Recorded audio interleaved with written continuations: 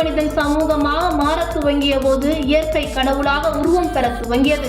மதங்கள் தோற்றம் பெற்றன, சமயங்கள் புது வடிவம் பெற்றன, வேதங்களும் இலக்கியங்களும் ரிஷிகளாலும் முனிவர்களாலும் இயற்றப்பட்டன. அதன் பின்பு மிக பழமையான வேதங்களும் இலக்கியங்களும் தோன்றின. வரலாற்று சுவடுகளின்படி பார்த்தால் சிந்து சமவெளி நாகரிகத்தில் கண்டெடுக்கப்பட்ட தியானத்தில் உள்ள பசுபதி முத்திரையை சிவ வழிபாட்டின் தொடக்கம் என சொல்லலாம்.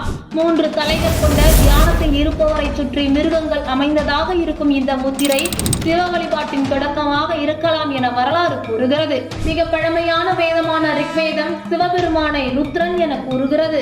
வில்லம்பினை உடைய வில்லாளனாக சிவபெருமான் ரிக்வேதத்தில் சித்தரிக்கப்படுகிறார். மேலும் சிவபெருமானை இந்த வேதங்கள் அக்னி தேவன் எனவும் கூறுகிறது. பின்னாளில் சைவ மதம் செலுத்த போது சிவ வழிபாடு உச்ச நிலையை அடைந்தது. கிபி 9ஆம் நூற்றாண்டில் பல்வேறு அடியார்களும் அருளிய பாடல்கள் 12 சைவ திருமுறைகளாக தொகுக்கப்பட்டன.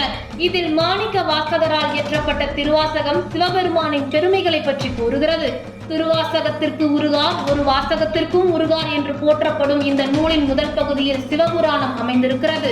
பிறப்பற்ற பேரின்ப நிலையை அடைவதே சிவம் என சிவபுராணம் கூறுகிறது.